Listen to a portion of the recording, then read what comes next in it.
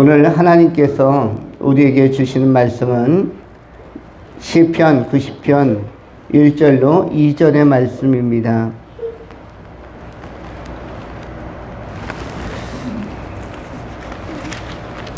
하나님의 말씀을 봉독합니다. 주여 주는 대대에 우리의 거처가 되셨나이다. 산이 생기기 전 땅과 세계도 주께서 조성하시기 전 곧 영원부터 영원까지 주는 하나님이시나이다.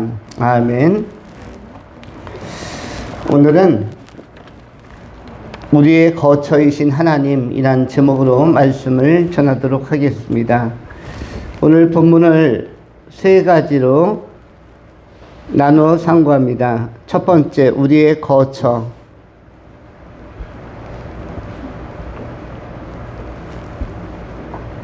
두 번째, 창조 이전의 세계. 창조 이전의 세계.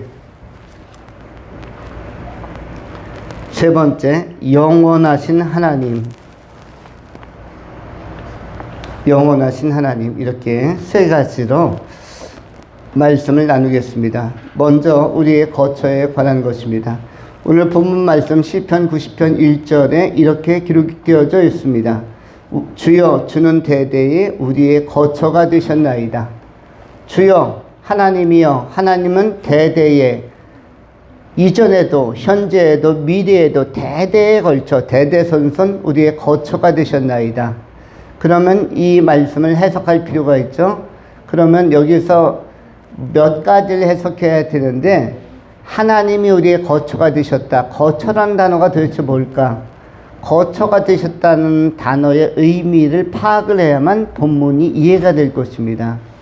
거처라는 단어를 통과하지 못하면 앞으로 나갈 수가 없습니다. 우리의 생각이나 사고나 믿음이. 그럼 본문에서 거처가 무엇일까요?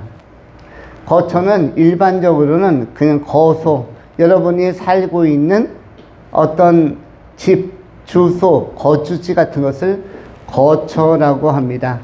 오늘 본문에서 이 거처는 야샤브라는 단어를 쓰기도 하고 또는 네오트라는 단어를 쓰기도 하는데, 야샤브, 이것은 일정한 거주의 장소를 이야기하는데, 여러분이 살고 있는 그 집과 같은 것, 영어로는 dwelling place, 그냥 살고 있는 곳, 거주지, 거주하는 소재, 일정하게 거주하는 곳을 거처라고 합니다. 그런데 이 거처가 일반적인 집이 아니라, 건물이나 빌딩이 아니라, 오늘 본문에는 주여라고 시작하고 주는이라고 되어 있습니다. 주어가 무엇입니까? 주어가 주님으로 되어 있어요. 하나님이 거처이다. 하나님이 거처이다. 그것도 일시적으로가 아니라 대대에, 아주 오랜 역사성을 가지고 이전부터 현재와 또 미래까지.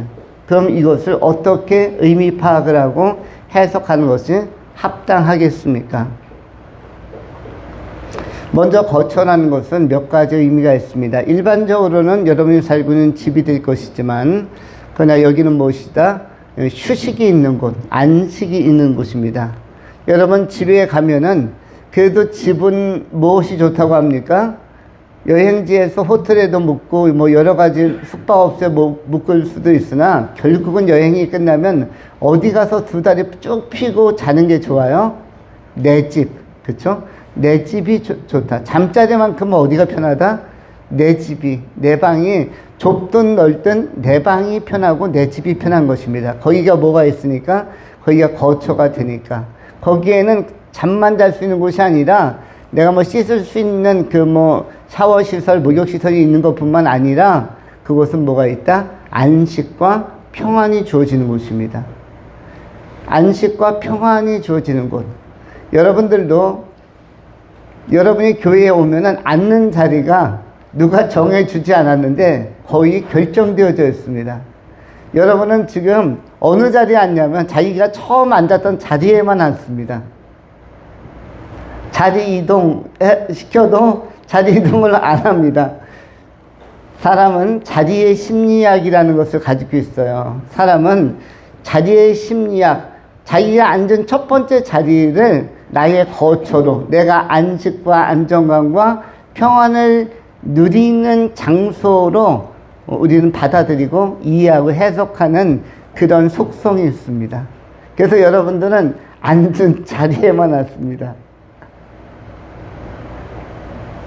그것은 나이에 관계가 없어요. 어린아이든 청소년이든 청년이든 장년이든 내가 처음에 앉은 자리를 내 자리로 생각합니다.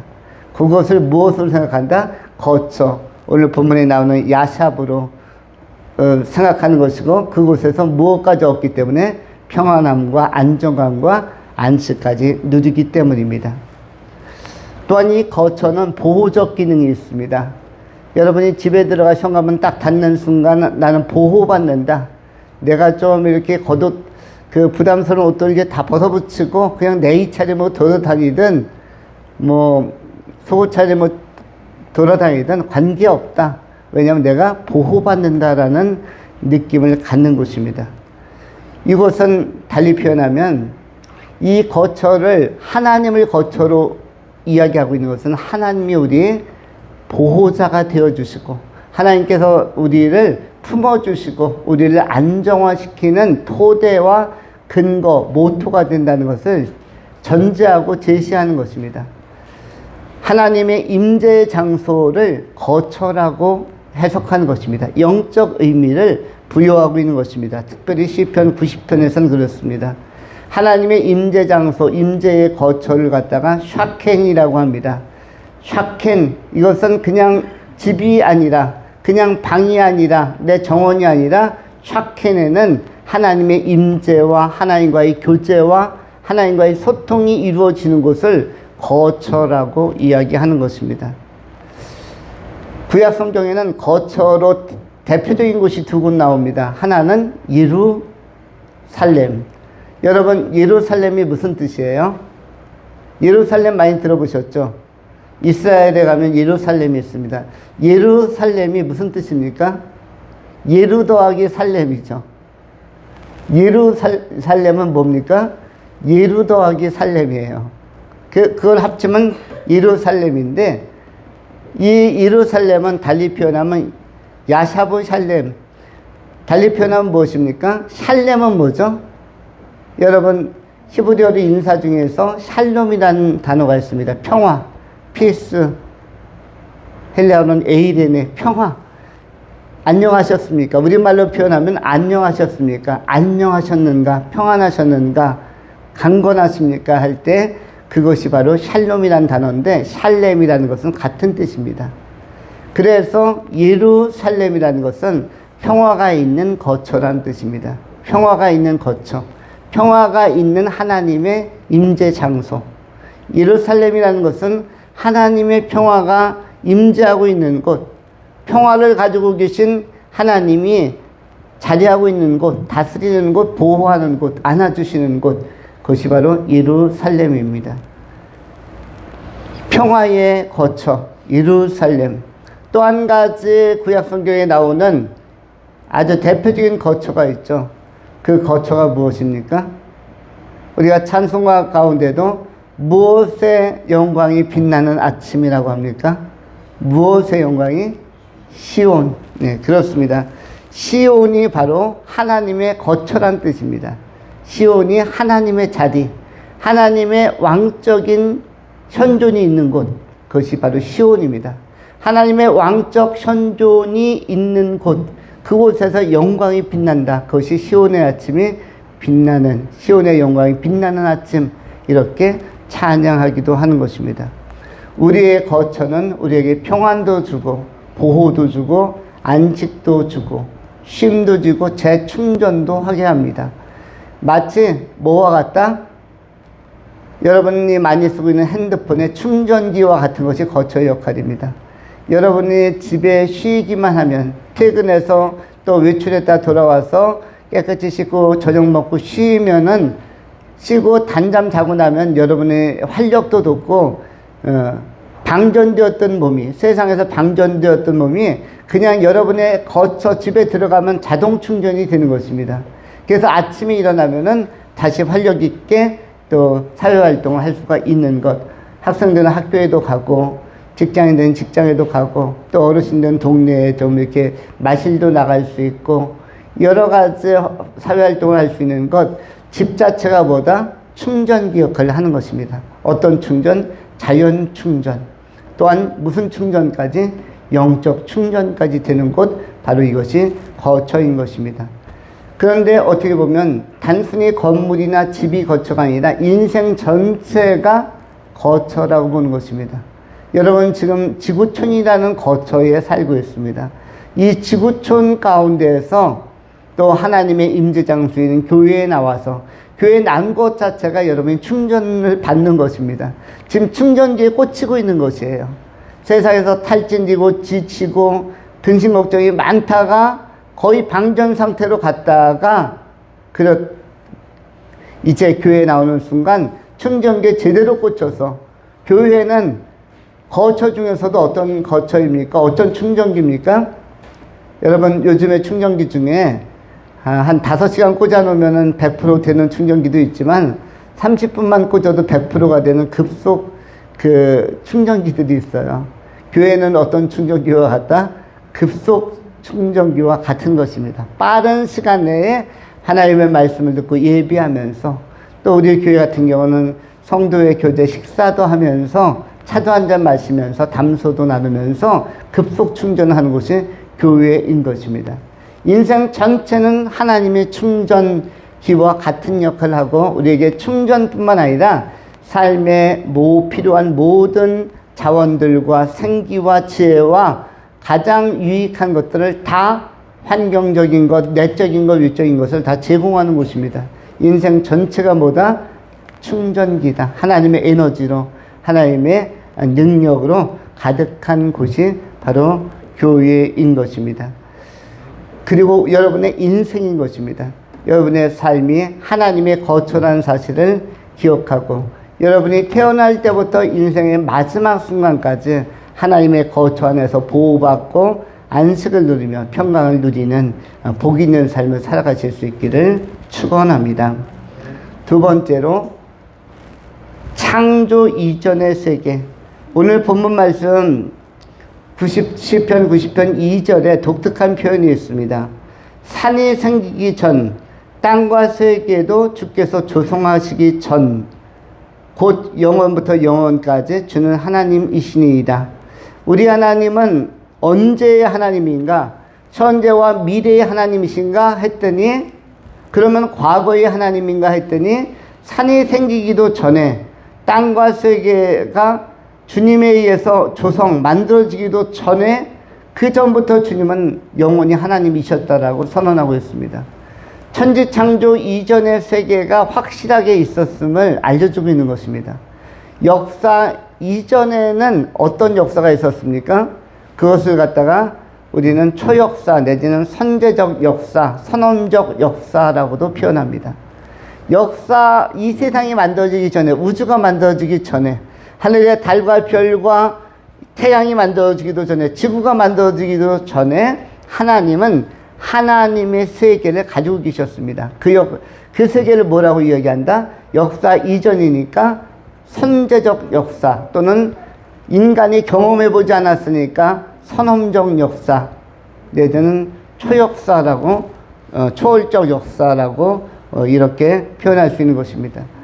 하나님의 나라 안에서 하나님은 매우 자유하셨고, 매우 행복하셨고, 매우 아름다운 통치를 이루셨습니다. 여러분, 우리 인간만이 역사의 주역이라고 생각하지만, 우리가 만들어지기 전에, 지구가 만들어지기 전에 이미 하나님의 나라와 주의 천사들은 허다히 많았고 왕성한 활동을 해왔습니다. 또한 동시에 지구가, 여러분, 언젠가 종말이 있을까요, 없을까요? 언젠가 있습니다. 이것은 하나님이 개입하지 않아도, 하나님의 신적인 개입이 없어도 지구는 언젠가 종말을 맞이합니다. 어떤 형태로든, 에너지의 문제로든, 또는 환경의 문제로든, 어떤 우주적인 대폭발 내지는 어떤 해성과의 충돌이든, 인간은 이전에도 한 번은 종말을 맞이했었죠. 그 대표적인 종말의 역사적 기록이 무엇으로 알려지고 있습니까? 지구가 최초로 종말을 맞았던 사건. 공룡이 한 번에 몰살된 사건. 그것을 이른바 무슨 시대라고 하죠? 예, 빙하시대라고 얘기하죠. 빙하시대. 빙하시대는 역사적 사건입니다. 그래서 이 빙하시대로 말미암아 이른바 아이스 에이지라고 합니까? 그 얼음 덩어리의 시대로 말미암아 이 세상은 꽁꽁 얼어붙어서 지구는 한 번 다 멸절당했었습니다. 그것을 성경에서는 무슨 홍수의 사건과 연결되어서 이야기합니까? 노아의 홍수 사건과. 노아의 홍수 사건으로 인하여 그리고 그 빙하시대의 도래로 말미암아 북극과 남극이 생겼습니다. 원래 지구에는 북극 남극이 없었습니다. 하늘에 물층이 쏟아지면서 그러면서 물이 하늘로부터 이 지구에 몰려들면서 남극과 북극이 생성된 것입니다. 여러분 원래 바닷물은 옵니까? 얼지 않습니까? 바닷물은 얼지 않는다. 그런데 분명히 바다에 남극과 북극 쪽에 가면 얼음덩어리들이 굉장히 많죠.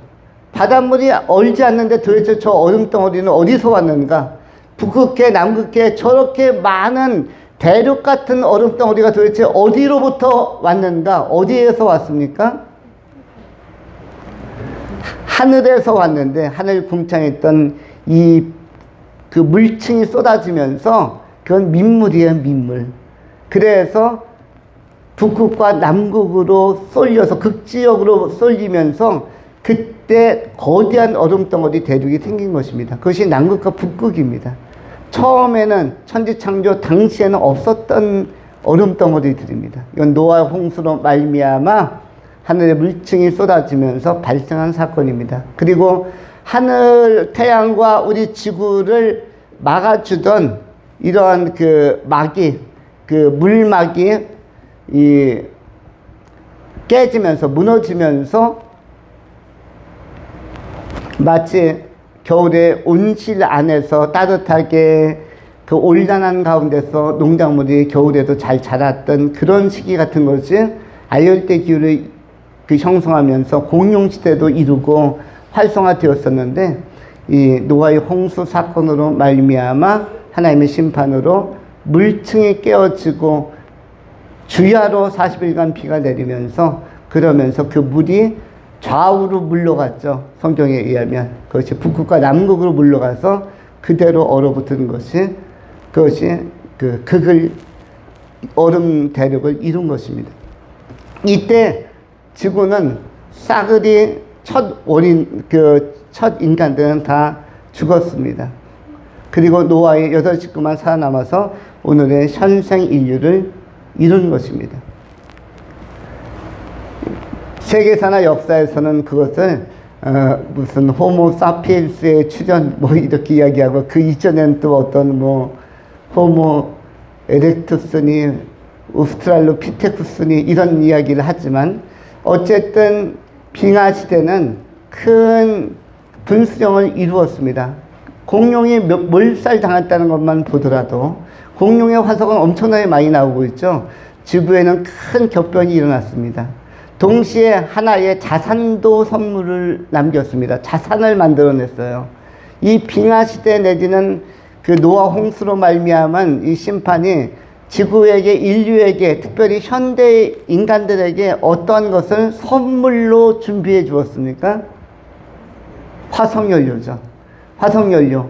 이전 시대는 없었던 그리고 이전 시대는 캐내지 못하고 발견하지 못했던 화석연료를 대표적으로 무엇이 있습니까? 석탄, 석유, 천연가스. 여러분 요즘 난방이 좋아진 것이 어떤 혜택입니까? 바로 이 노아의 홍수의 혜택입니다. 천연가스의 혜택. 여러분 전부 다 도시가스 이런 거 쓰지 않습니까?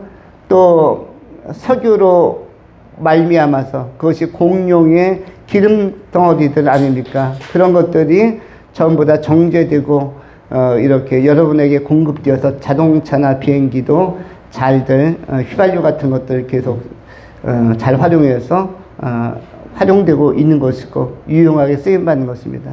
석탄도 또 여러 그 공장이라든지 또 일부 지역에서는 아직도 석탄이나 연탄을 떼는 곳도 있는데 이것도 유용하게 좀 쓰여지고 있는 것입니다.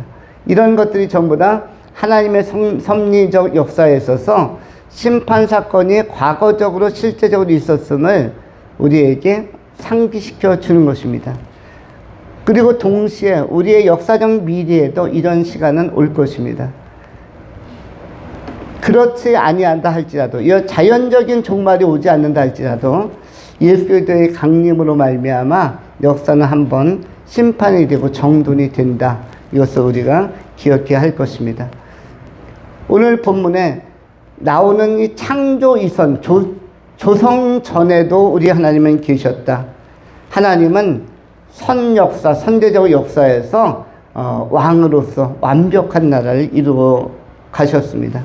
그런데 그 나라에서 어떤 사건이 있었길래 지금 현재의 창조 세계와 현재 역사가 다시 출범을 한 것입니까? 어떤 사건이 있었기 때문에?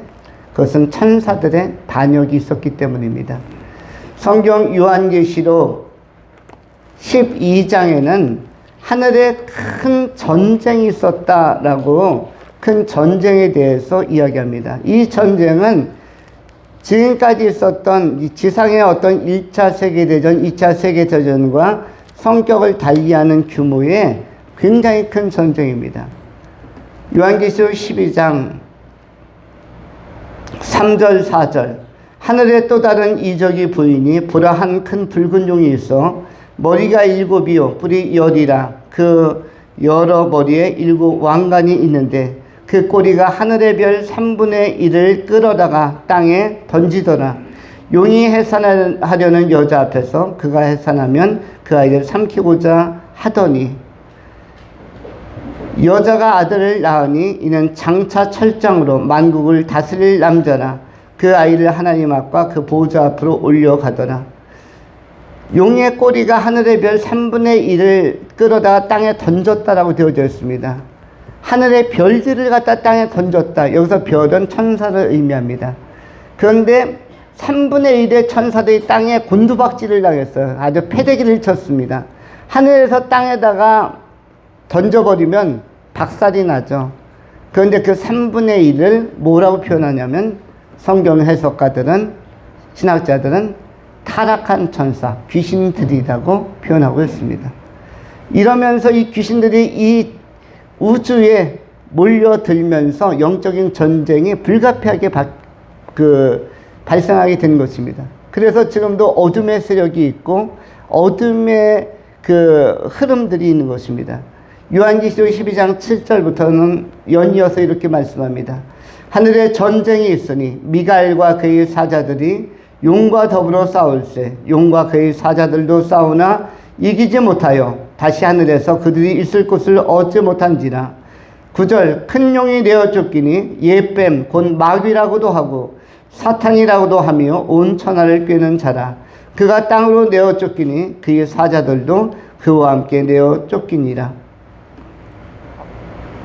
이렇게 하늘에서 큰 전쟁이 있었고 그 전쟁의 결과로 3분의 1의 천사들이 땅에 집어 던져지는데 이들이 변질되어서 귀신이 되는 것입니다. 그리고 그의 우두머리는 사단 마귀라고도 하며 일반적으로 악마라고도 부르는 것입니다.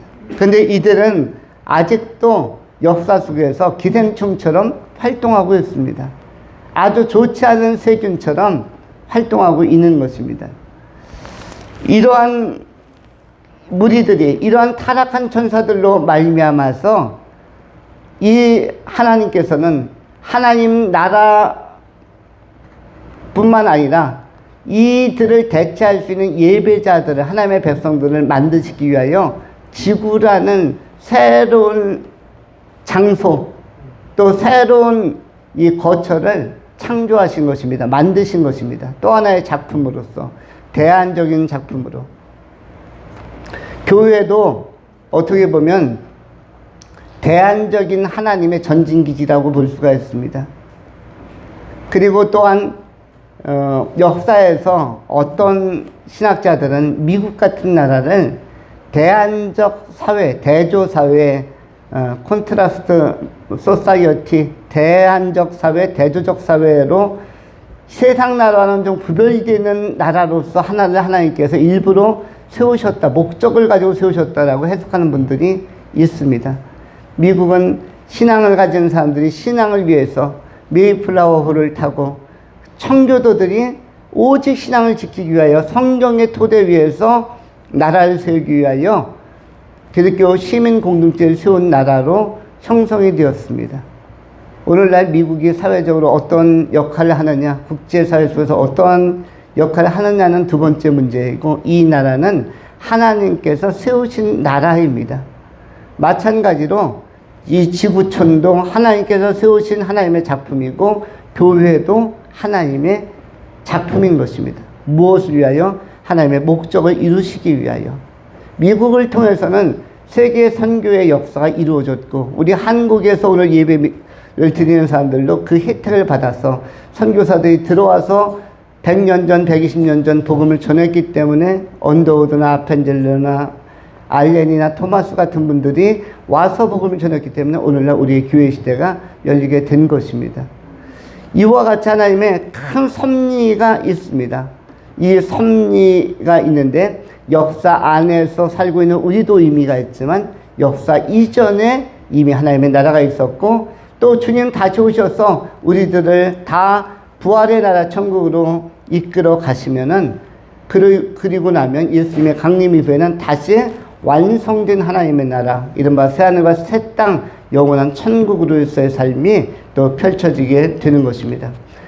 창조, 우리 역사뿐만 아니라 오늘날 이 시대를 사는 우리뿐만 아니라 우리 전에도 하나님의 나라는 있었고 우리 이후에도 하나님의 나라는 있을 것이다. 이것을 마음에 정돈하시면서 역사의 주인은 대대로 하나님이시다 라는 것을 기억하시면서 살아가실 수 있기를 축원합니다. 마지막 세 번째로, 영원하신 하나님. 우리 하나님은 영원하신 하나님이십니다. 오늘 시편 90편 2절에 주께서 사람을 산이 생기기 전, 땅과 세계도 주께서 조성하기 전, 곧 영원부터 영원까지 주는 하나님이시나이다. 이렇게 기록하고 있습니다. 그런데 영원부터 영원까지라고 되어져 있는데, 이 영원이란 단어는 오직 하나님만이 사용하시는 단어입니다. 하나님에게만 적합한 단어인데, 이 영원한 세계 속에서 생명을 가지면 그것을 영생이라고 이야기하는 것입니다. 요한복음 10장에 이렇게 또한 기록을 하고 있습니다. 내가 그들에게 영생을 주노니 영원히 멸망치 아니할 것이요 그들을 내 손에서 빼앗을 자가 없느니라. 우리 주 예수께서 그들에게 영생을 주셨다고 말씀하고 있습니다. 우리는 이 영생에 대해서 기억할 필요가 있습니다. 성탄이 다가오고 있습니다. 우리가 예수를 기뻐하는 일은 예수가 우리에게 무엇을 주기 때문에 기뻐합니까? 크리스마스 선물을 우리에게 줍니까? 예수님이 우리에게 무엇을 주시기 때문에? 영생을 주시기 때문에 우리는 그를 구원자로 받아들이고 기뻐하는 것입니다. 이사야서 11장 1절 2절에 성경이 이렇게 기록을 하고 있습니다. 이새의 줄기에서 한 싹이 나며 그 뿌리에서 한 가지가 나서 결실할 것이요 그의 위에 하나님의 영 곧 지혜와 청명의 영이요 모략과 재능의 영이요 지식과 여호와를 경외하는 영이 강림하리니 그가 여호와를 경외함으로 즐거움을 삼을 것이며 그의 눈에 보이는 대로 심판하지 아니하시며 그의 귀에 들리는 대로 판단하지 아니하시며 공의로 가난한 자들을 심판하며 정직으로 세상의 겸손한 자들을 판단할 것이며 그의 입에 막대기로 세상을 치며 그의 입술의 기운으로 악인을 죽일 것이며 공의로 그의 허리띠를 삼으며 성실로 그의 목물띠를 삼으리라. 이 말씀 속에서 1절 2절에 이새의 줄기에서 한 싹이 나며 그 뿌리에서 한 가지가 나와 결실할 것이다 라고 말씀하고 있습니다. 이새의 줄기라는 표현은 어떠한 표현이냐면 줄기라는 표현이 있습니다. 이새의 줄기. 어떤 나무를 상징하는데 이 나무는 그 이스라엘 쪽에 많은 올리브 나무를 의미합니다. 올리브 나무인데 올리브 나무의 강점이 뭐죠? 올리브 나무의 강점이 있습니다. 다른 나무랑 다른 강점.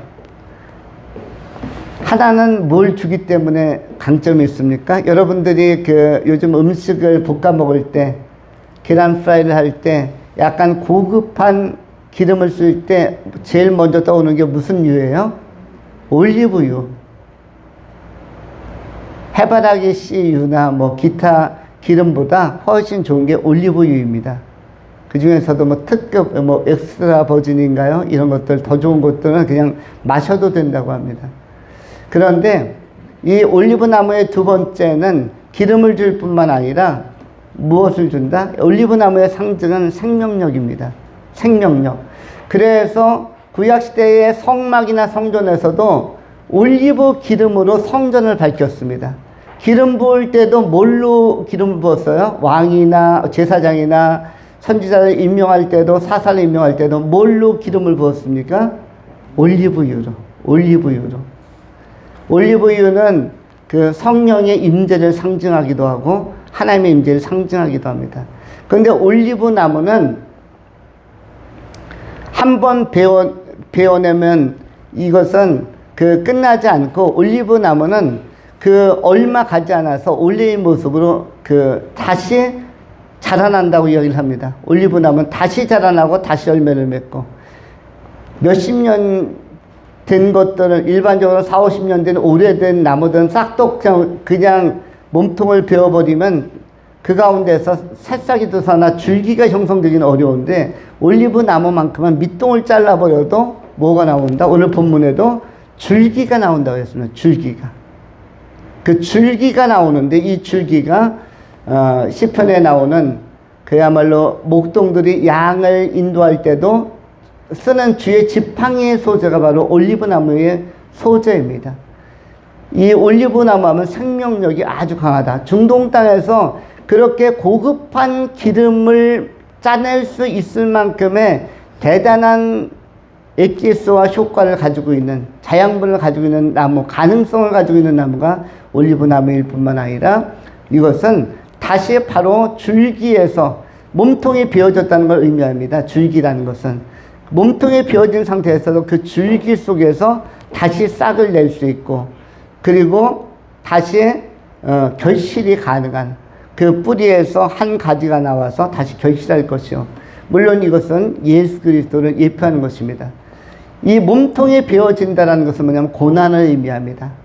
일반적으로는 중동 땅에서 그 물도 없고 수분도 없는 곳에서 한번 싹둑 잘리면 그것은 끝납니다.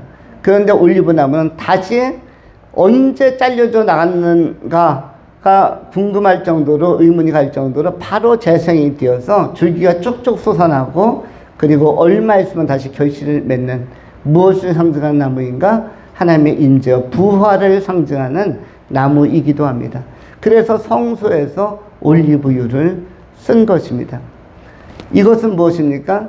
부활을 상징한다는 것은 무엇입니까? 죽어도 다시 사는 것, 영원한 생명, 영생을 약속하고 있고 예표하고 있는 모습이라고 할 수가 있습니다. 누구 안에 이 영생의 약속이 있습니까? 예수 그리스도 안에 영생의 약속이 있고 우리의 하나님, 영생하신 하나님께서 보내신 메시아 예수 안에 영원한 소망과 또 영생의 이런 언약들이 잠재되어 있는 것입니다. 영원하신 하나님은 예수 그리스도를 통해서 우리를 영원한 생명과 영원한 나라로 인도하시기를 원하시는 것입니다.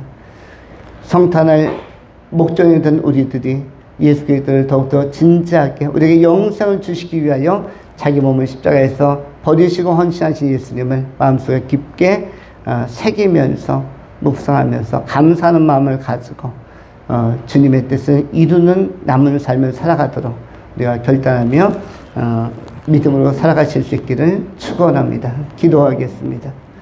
할렐루야. 존귀하신 하나님, 전능하신 하나님의 이름을 찬양합니다. 오늘 우리 하나님의 거처